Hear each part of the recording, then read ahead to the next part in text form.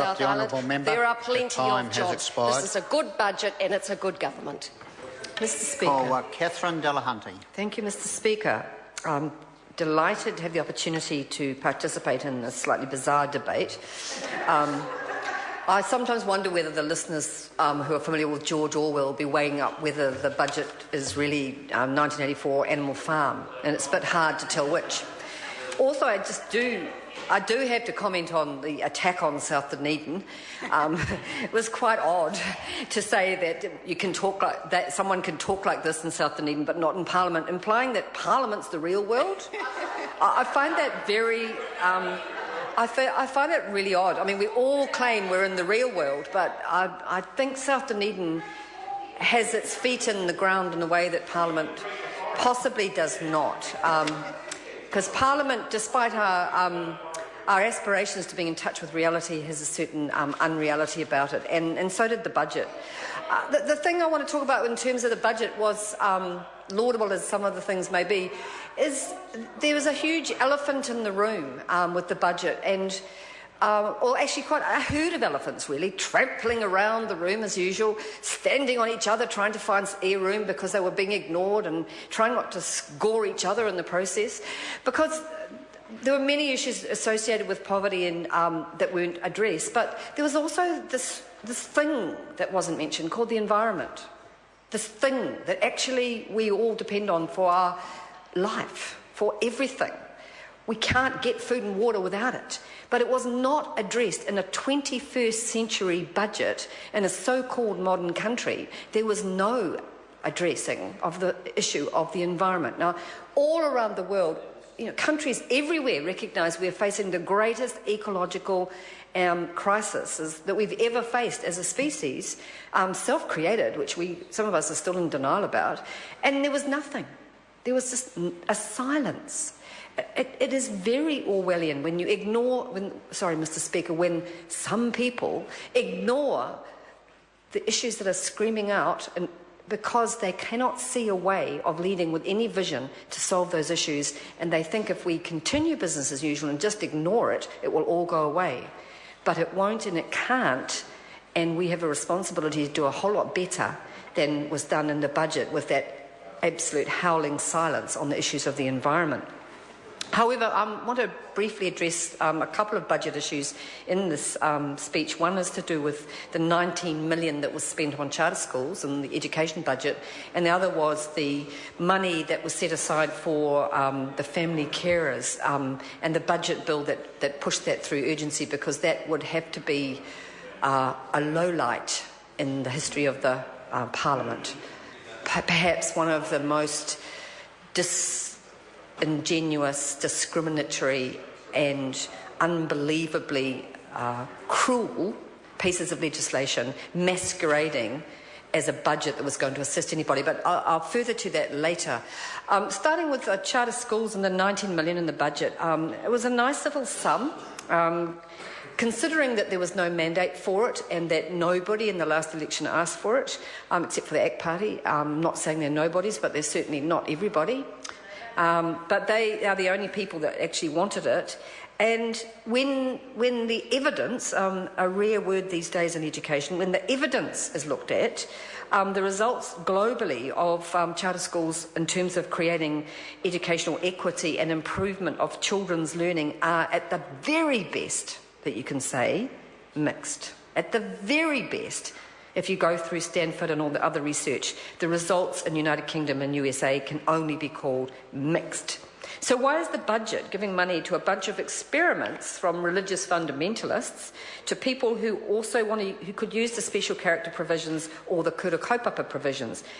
And what about the other groups of people who may not be religious fundamentalists, who have been seduced into thinking that they'll get more money and more autonomy by signing up to this latest failed fashion for the screwed up notion that competition improves children's learning? Competition works well in sports teams, but it doesn't improve children's learning. This may be news to the national government, but actually children learn through working with a supportive professional, a registered teacher, and with family and with each other through cooperation. Learning is a collective and collaborative experience. It is not a competition. However, the reason we've got this $19 million being wasted is because the ACT National Coalition Agreement says it should. And it really works well for the government with their meme of the public education system is a failure.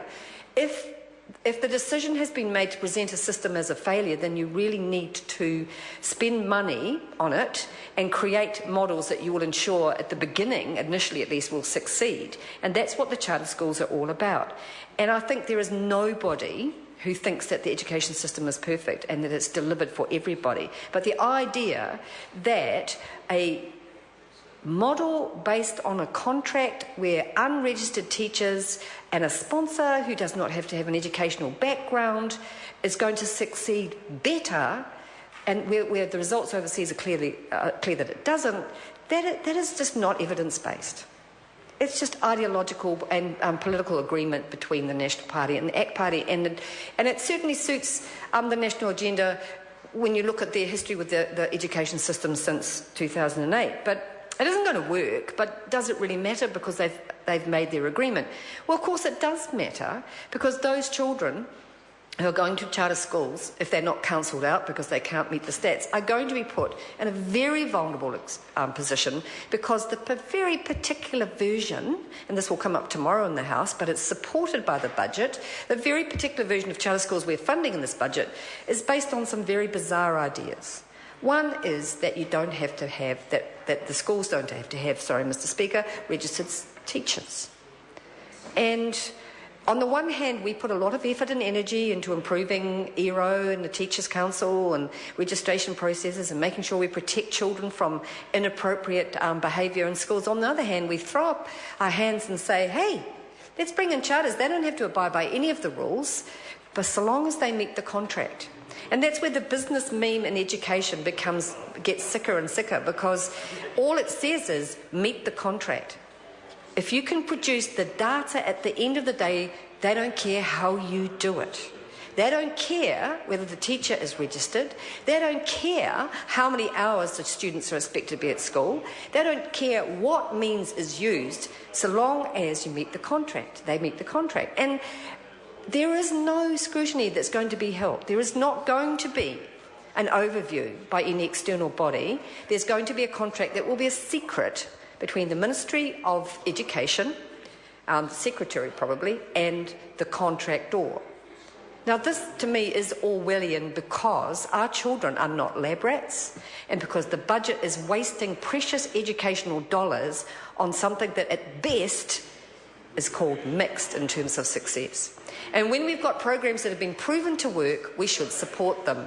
For example, Te Kotahitanga has been proven to work, so it would be quite a good idea that instead of taking out the core element, which are the facilitators in schools because they're too expensive, we actually invest in those programs, and then we will start to get results such as they have at Melville High School and Kirikiri High School. And if the government doesn't know about those, I suggest they go and talk to those schools and find out how it's working for Māori and Pacific students. That's what we call evidence. However, given my short call, I will take a brief mention of the other budget disaster that I wanted to focus on amongst the many, and I'm spoiled for choice, and that is the Health and Disability Amendment Bill, which was forced through as part of the budget. And I think the reason it was forced through under urgency as part of the budget is probably very few support parties could have stomached it if it hadn't been. And a unique bill with the budget's allocated $23 million per year for 3 years for perhaps 1,600 families who can be paid less than all other carers, who can only be paid for 40 hours a week, and who basically, if they are not able to get that funding and should want to complain about any aspect of the government's new policy, will be unable to, because there is a discriminatory clause in the bill. A most extraordinary discrimination has been entrenched in this bill, and it has been commented on far and wide. And that's why I called the bill the too little, too late, too bad, shut up bill, because that's really what it's about. And to use the budget, the only reason there was any money put aside for this in the budget was that the government had lost in every court in the land.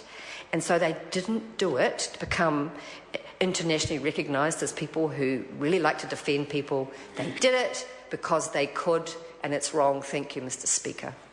Speaker. Call David Bennett. Thank you,